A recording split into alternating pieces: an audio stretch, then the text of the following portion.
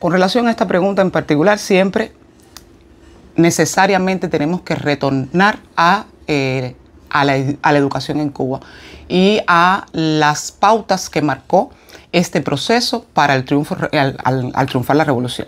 Entonces, Cuba, estaríamos hablando de un punto de inflexión en 1959, donde prevalecía sobre todo esa inclusión del campesino, la inclusión de las mujeres y sobre todo la inclusión de la población más desfavorecida históricamente.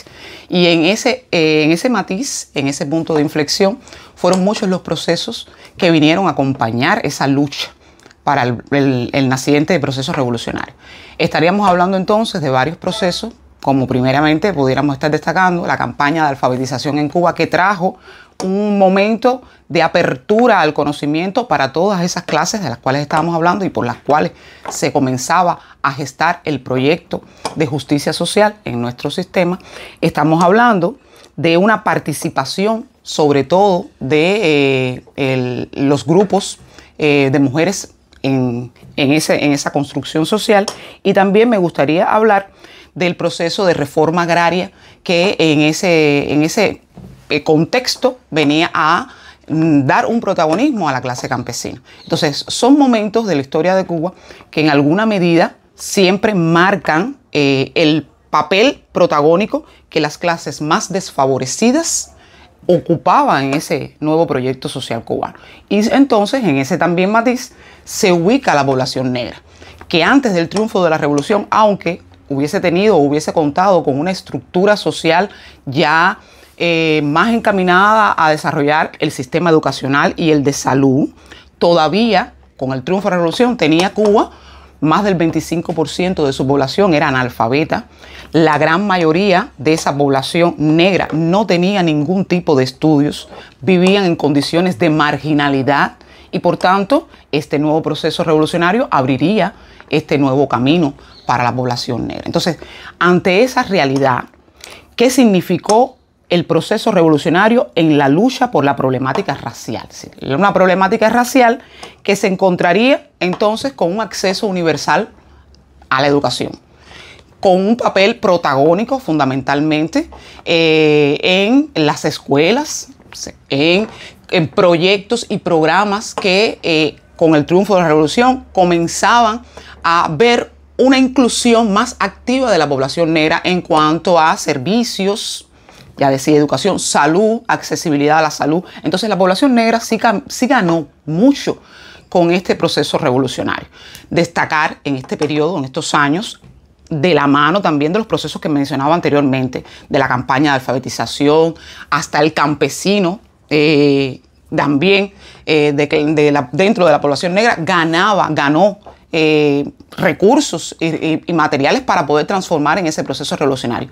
Y en ese proceso, en ese momento histórico, sí me gusta siempre destacar el papel protagónico del comandante en jefe, que siempre el liderazgo político de esta gran figura y líder histórico siempre compulsó esa visión inclusiva de todos en la construcción del proyecto social cubano. Y por supuesto la población negra hoy lo reconoce.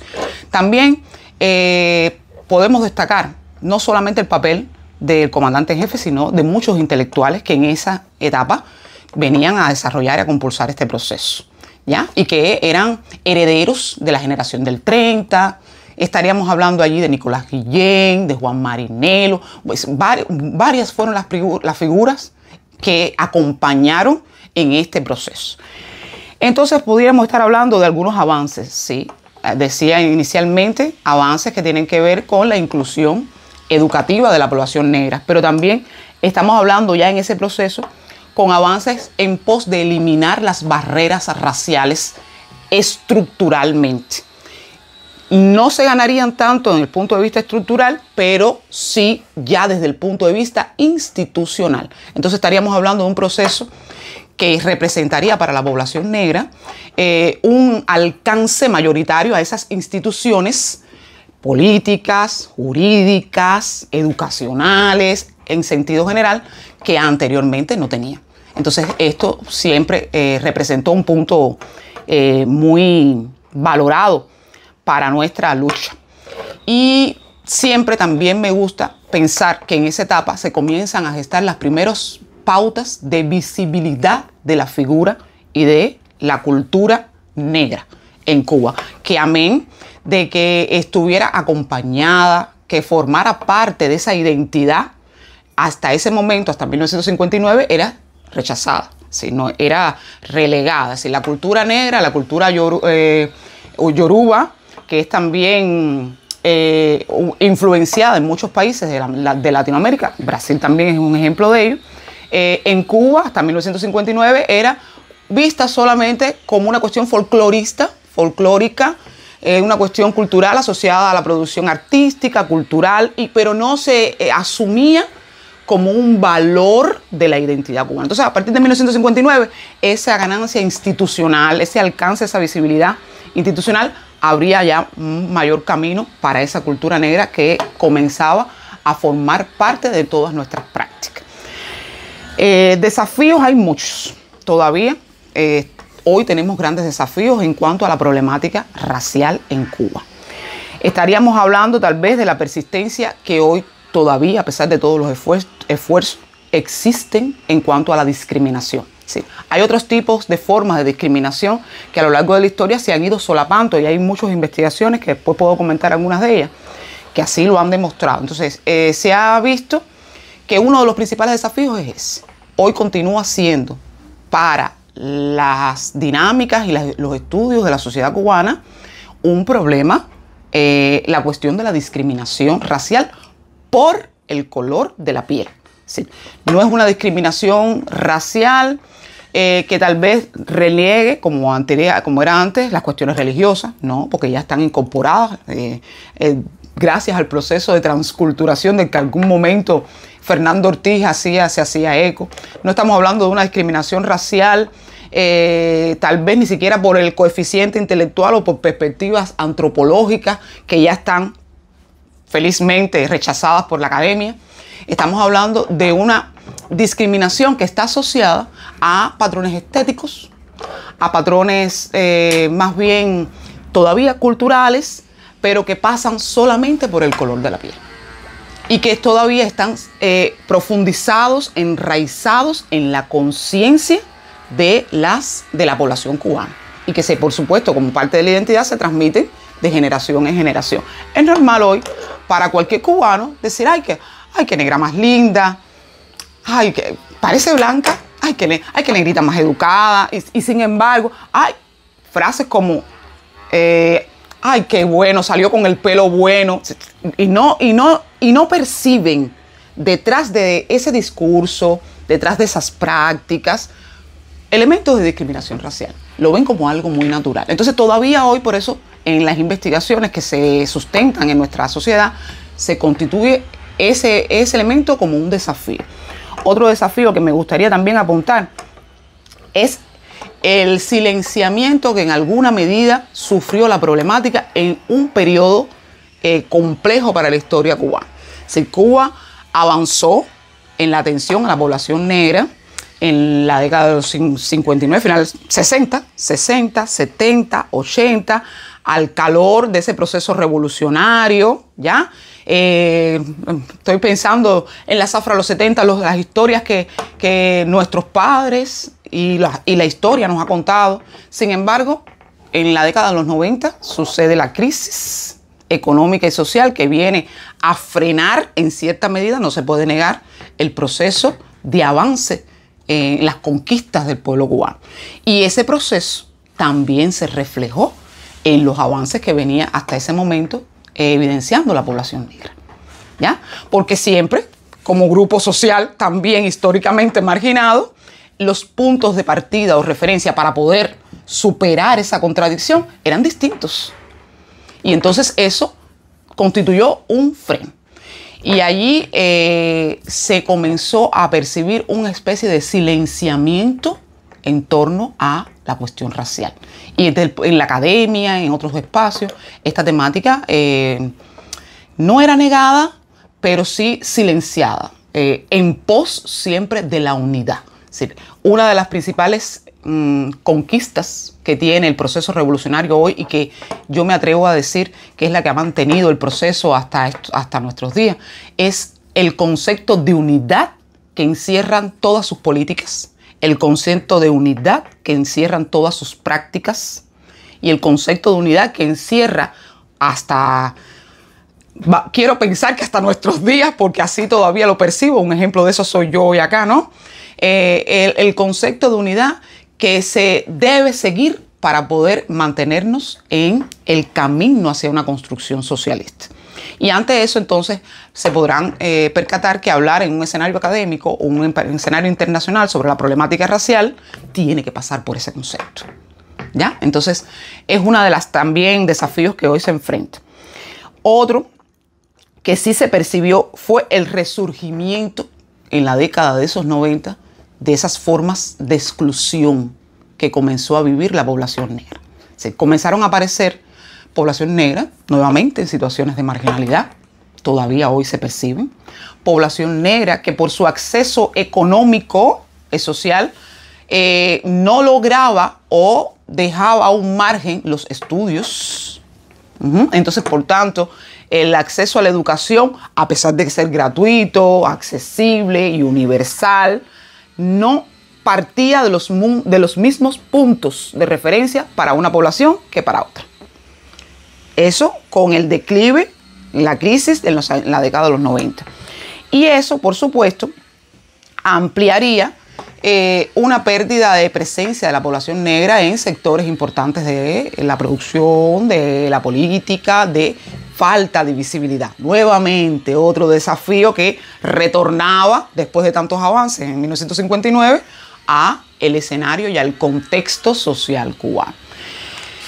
Estos serían algunos de los desafíos que pudiéramos estar apuntando más, pero que creo que estarían en torno a la atención que el sistema socialista cubano desde 1959 ha enfrentado ante la problemática racial en Cuba.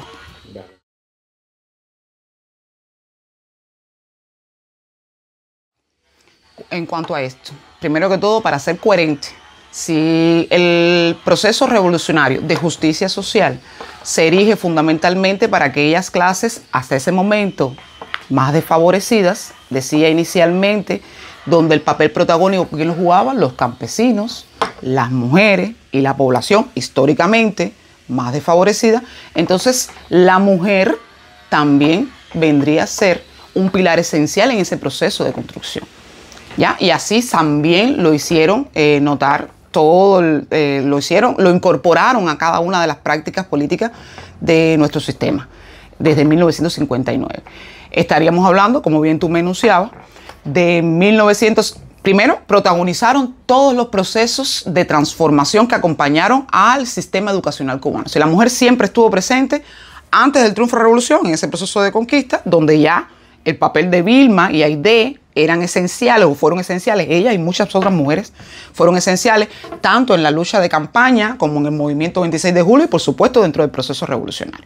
Entonces, por supuesto, para ser coherente, entraron dentro de ese accionar.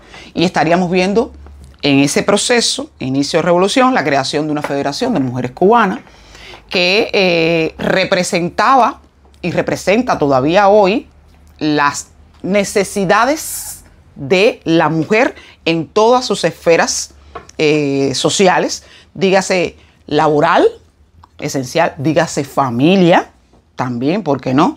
Y también dígase en el plano político. Sí. Entonces, la mujer desde la Federación de Mujeres Cubanas encuentra a la organización que permitiría acciones para poderse superar, permitiría el apoyo a legislaciones que fueron aprobadas en ese entonces para poder no solamente trabajar, sino poder devengar un igual salario, independencia del género, independencia de su color de piel. Entonces, la Federación de Mujeres Cubanas, bajo la tutela de Vilma Espín, desde sus inicios, fue un punto vital para hablar de este proceso. Importante también el acceso que desde la educación se le facilitaría a la mujer en estas primeras etapas también del proceso revolucionario. ¿Sí?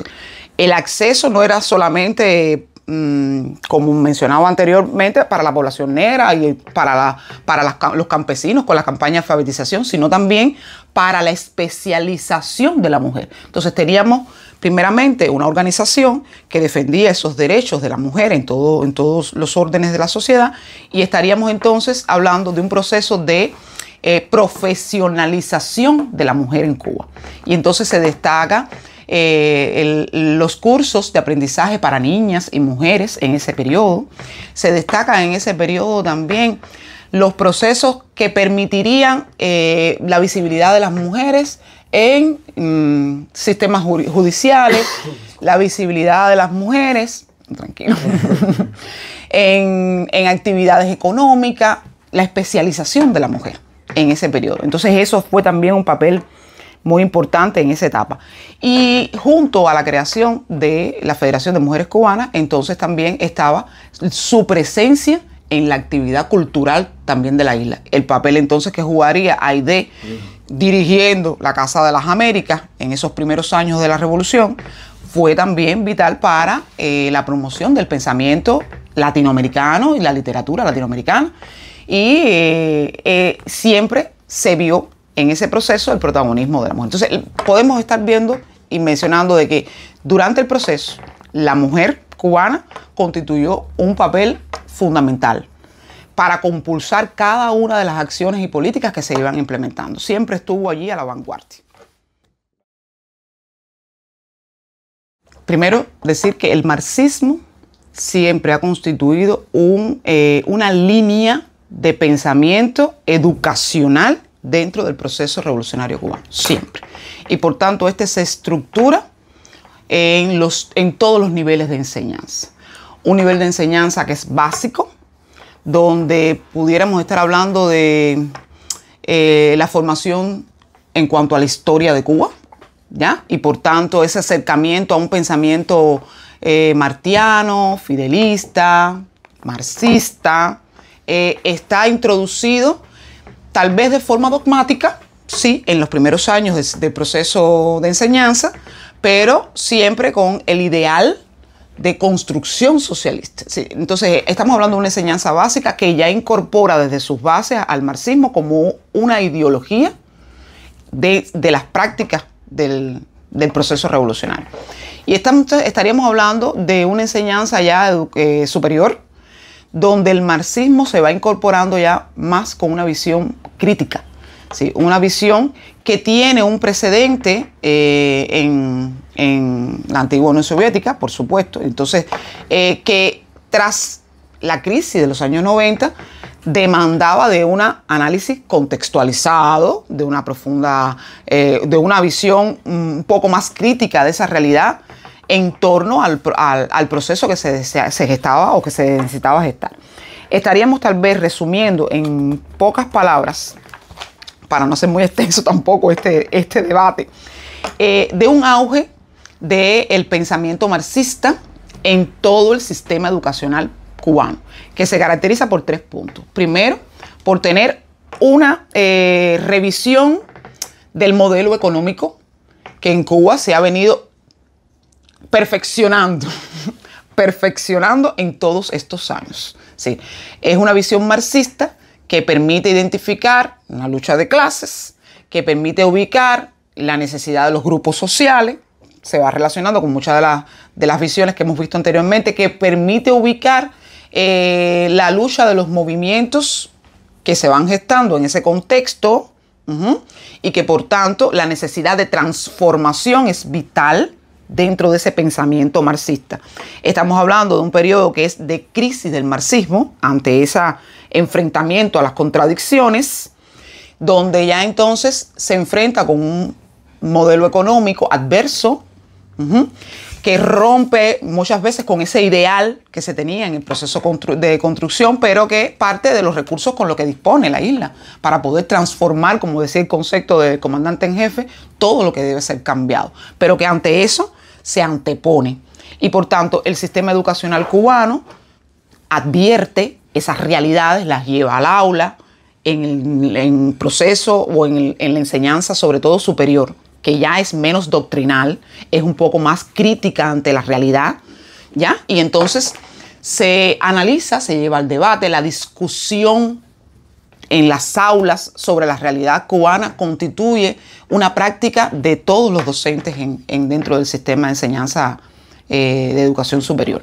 Y estaríamos hablando de un impacto profundo que este pensamiento tiene en la cultura de la isla, sobre todo, pero antes que todo, en la política que hasta ahora se ha tratado de sistematizar.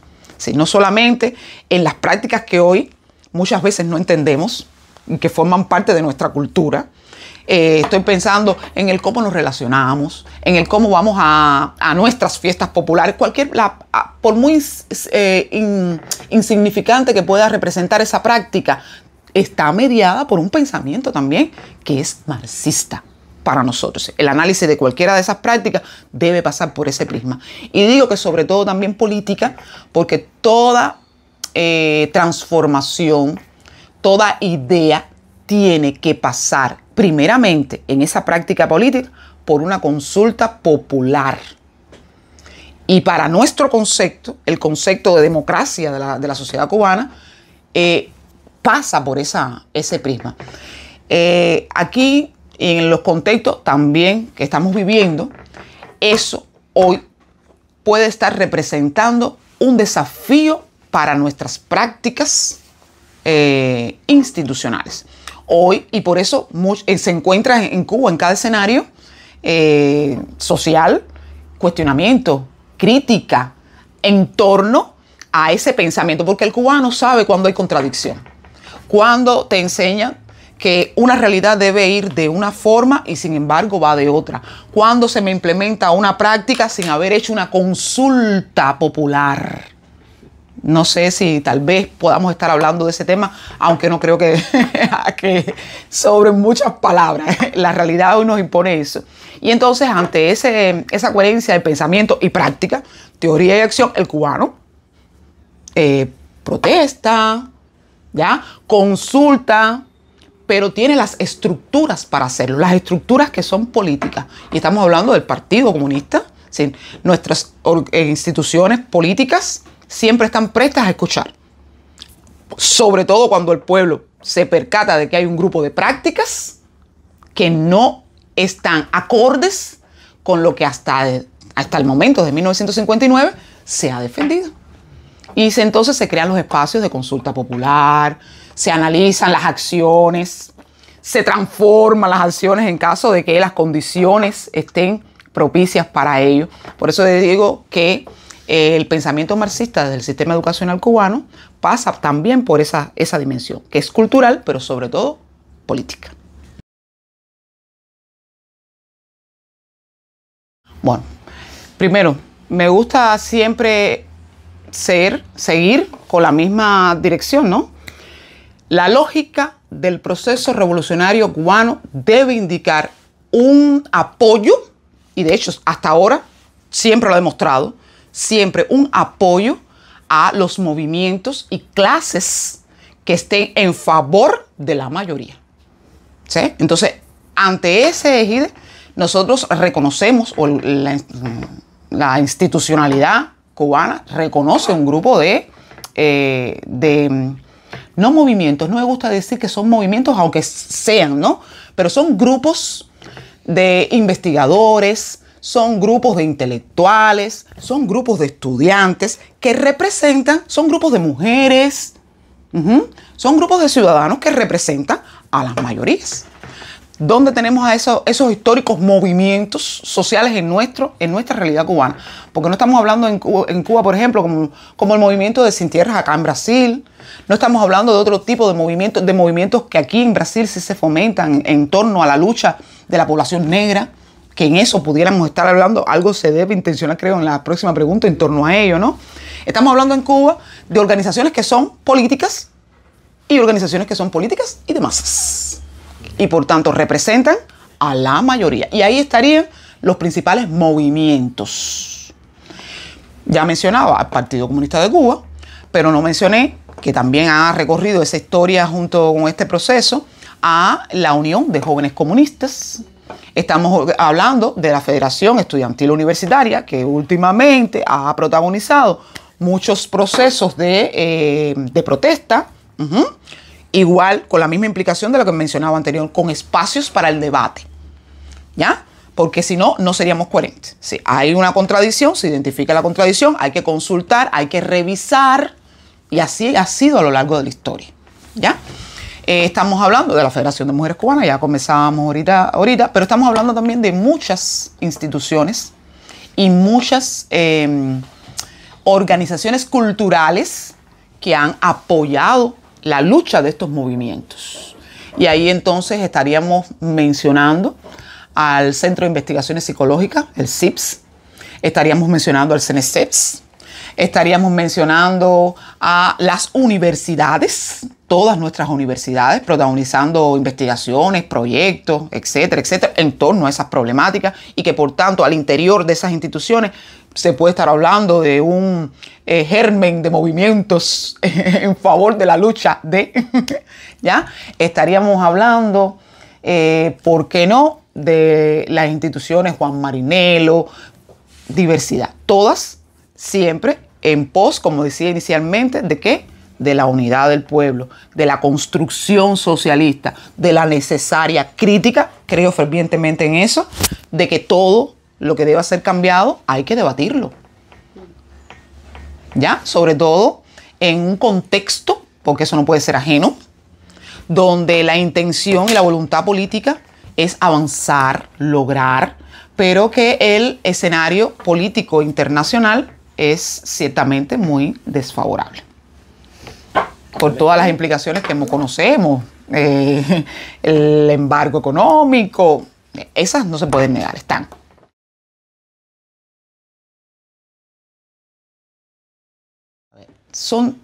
Están marcadas, las diferencias son marcadas.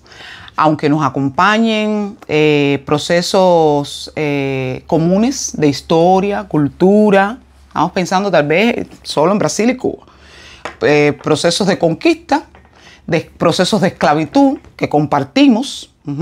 Sin embargo, hay diferencias marcadas. En las revisiones que he podido hacer y la participación que en este corto periodo de tiempo he podido tener en la Universidad de la UDESC, sobre todo con el grupo Haya, un grupo que se dedica sobre todo a los estudios coloniales y postcoloniales dentro de Cuba y en América Latina, de Cuba no, disculpen, de Brasil y en América Latina, y los acercamientos que también pude tener, sobre todo con UNILABI, cuando realizaron en el mes de mayo, durante mi estancia aquí, el primer Congreso de Educación Afrocentrada. Percibí y conocí en ese momento que, por ejemplo, la lucha del gobierno brasileño se ha enmarcado mayormente en sus estructuras sociales. Cómo se ve la problemática a través de la familia. Se ha ido más, o ha estado más dirigida hacia las estructuras sociales, al punto que cuentan con una ley. Sí, Brasil hoy cuenta con una ley para favorecer la inclusión de la población negra con cuotas. Yo me quedo sorprendida, cuotas para, sí, ojalá, vamos a ver, ojalá eso algún día en Cuba se implementara, porque es el sueño tal vez de muchos esfuerzos que desde estas otras institucionalidades se han tratado de compulsar, de estos movimientos que se gestan en las universidades, se ha tratado de compulsar. Brasil, para mí, ha tenido puntos de muchos avances. Sí. Esa ley que se aprobó favorece a la población negra. Ustedes tienen acá una fuerte lucha de movimientos que tienen que ver con los movimientos quilombolos. Divina, excepcional. Y esa trascendencia que la cultura y las comunidades negras tienen es un punto de avance. También tienen cosas que son, en cuanto a la problemática racial, también en torno al retroceso. Reconocen que todavía persiste la discriminación.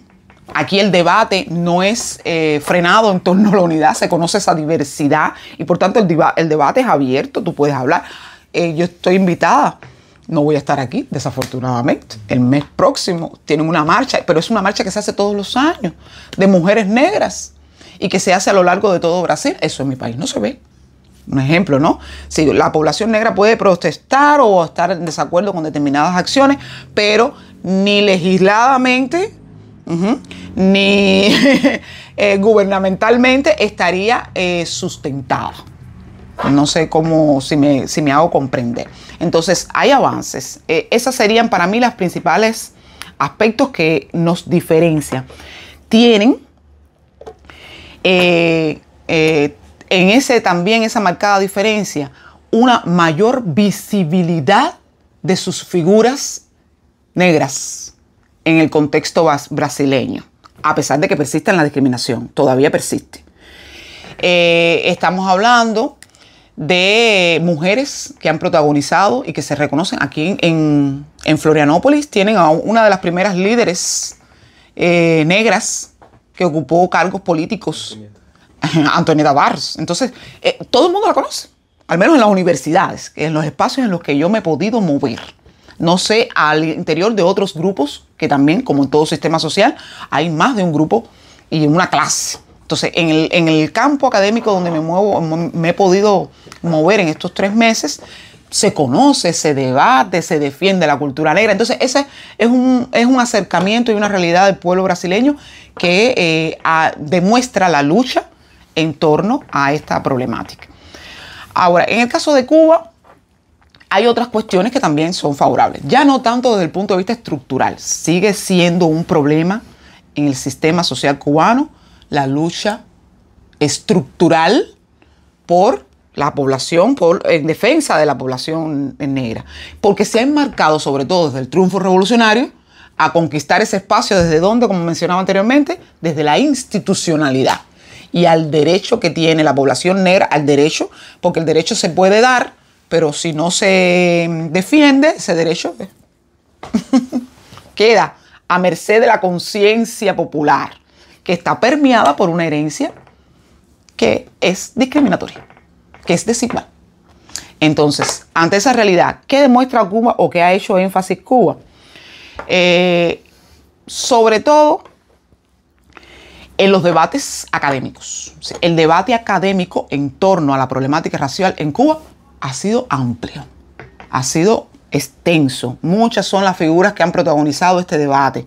Desde Fernando Ortiz, estaríamos hablando también de Martínez Heredia, estamos hablando del propio Juan Marilelo, estamos hablando de Nicolás Guillén, estamos hablando ya un poco más adentrada en el siglo XX y también, ¿por qué no? Ya estamos hablando del siglo XXI, de Esteban Morales, hasta su deceso en el 2022, pero que aportó grandes resultados a la discusión académica en torno a la problemática. Me gusta también recordar a grandes personalidades, mi tutor, que aprovecho ahora para también reconocerlo, Manuel Martínez Casanova en la Universidad Central de Las Villas, discusiones amplias que se han hecho a lo largo de toda la isla, con características muy dispersas, que es la principal deficiencia que se ha encontrado en torno a la discusión académica, porque las realidades en torno a la problemática racial no son las mismas en Cuba, en la zona más occidental, La Habana, con características totalmente distintas, a la zona más central, que es la de la cual yo provengo, que es la zona que por historia fue la zona más azucarera, la zona de mayor burguesía en su etapa colonial, y que por tanto la herencia es distinta a la zona occidental, y por tanto la discusión académica es otra, las defensas son otras, y que a la discusión tan rica que siempre disfruto, aprovecho siempre para invitar a la zona oriental y el desarrollo que siempre hacen todos los años a su congreso, sobre que hace un acercamiento a la historia y a las investigaciones en torno a la problemática racial. Entonces las discusiones acá en el oriente de Cuba son distintas, son más efervescentes, hay mayor riqueza. No es que las demás del resto de la isla no lo sean, sino que aquí, por sus realidades, son totalmente distintas. El último censo de población que se hace en Cuba, registrado, es del 2012. Hay datos que se fueron actualizando, sobre todo después de la COVID, en el 2021, pero los que están como constancia y referencia para las investigaciones son estas de 2012. Y allí puede parecer que no, pero se reconoció desde 2012 que la población en Cuba es mayoritariamente blanca. Sí, el mayor número de población en Cuba es blanca. Sin embargo, aquí en Florianópolis, hay personas que me han preguntado, en Cuba, ¿cómo se mueve la construcción étnico-racial de Cuba? La representación que tiene Cuba ante el mundo son nuestros deportistas, nuestros médicos, nuestros educadores, que si tienen una composición étnica racial muy diversa, la que defendemos, la del mestizaje cultural, para el mundo es mayoritariamente negra muchas veces. Y entonces en el campo de la academia es donde tú percibes ya una cierta más diferencia. Hay un mayor número de población blanca que y menos presencia, por todo lo que anteriormente decía, de los puntos de partida para la población negra llegar a estos espacios académicos, de población entonces negra. Hay menos presencia en estos espacios académicos. Entonces eso sigue siendo una dificultad y que veo diferente tal vez en cuanto a la sociedad brasileña, que también tiene sus matices diferentes. No es lo mismo hablar de la problemática racial en Santa Catarina con matices y estructuras totalmente históricas y culturales distintas, a hablarlas como yo quería tal vez tener el punto de comparación en Salvador de Bahía, como es totalmente distinto. O sea, las discusiones son más ricas en un espacio y menos ricas en otro, pero igual. Lo importante es que prevalezca la discusión, que exista el debate. Y ahí hay hasta un pensamiento ya crítico en torno a la problemática, y quien quita también marxista, aunque se niegue ante las situaciones y contextos que se van presentando en torno a la problemática racial. Entonces, esos serían, a mi juicio, los puntos que pueden estar marcadamente diferentes. Pero también hay cosas que nos unen. Y sobre todo es en la persistencia en la lucha. ¿Sí? Cada uno, independientemente de sus diferencias, persiste en la necesidad de abolir todo proceso de discriminación con sus prácticas y sus políticas, pero esa es la idea.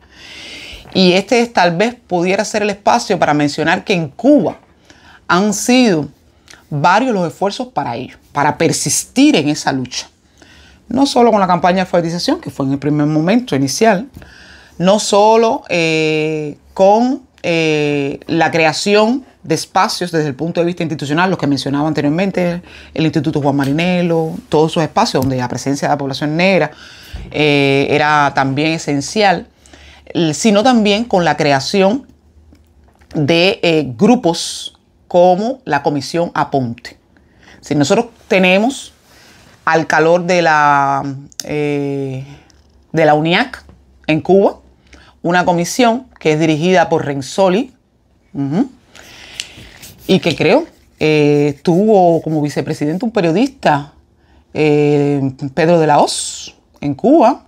Por más de 35 años fue vicepresidente de la Comisión Aponte, sí. Bueno, entonces, en esencia, esta comisión, la Comisión Aponte, también ha protagonizado varios espacios de lucha en torno a la visibilidad de la población negra, a la defensa de la identidad de la cultura negra, a la incorporación en los sistemas educacionales de la historia africana, y que por tanto aquí también se comparte esa idea dentro del sistema educacional cubano.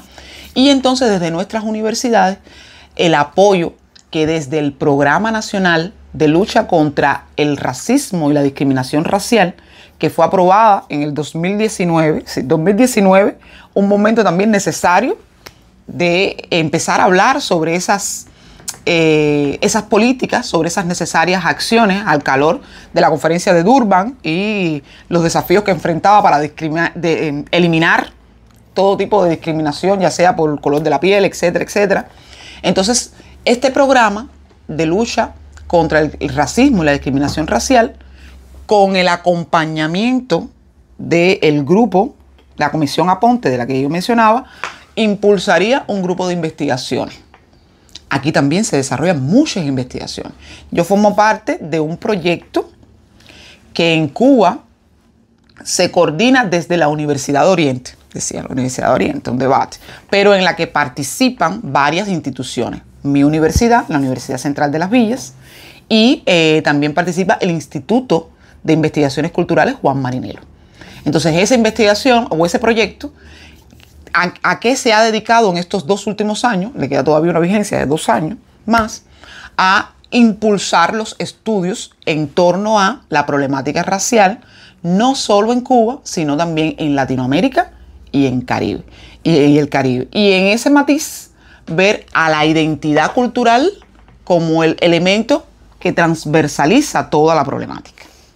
Ya sea en Cuba, en Brasil, en Colombia, en México, donde todavía ya se ve un recursar en torno a los estudios e investigaciones. Ustedes tuvieron que haber visto ejemplos de eso ahora en el reciente congreso de Claxon en Colombia. Allá nosotros tuvimos una representación del grupo de mujeres afrodescendientes, la doctora Rosa Campo Alegre, que desde el CIPS y ahora desde la UNAM ha ido protagonizando y visibilizando estas investigaciones que en Cuba se han desarrollado y cómo desde el sistema social cubano se ha apoyado la lucha del pueblo afrodescendiente, que me gusta siempre hasta cambiarle el nombre. Me gusta muchas veces decirle que es el pueblo afrocubano, aunque la primera persona en hablar del concepto de afrocubano haya sido Fernando Ortiz con una visión totalmente distinta.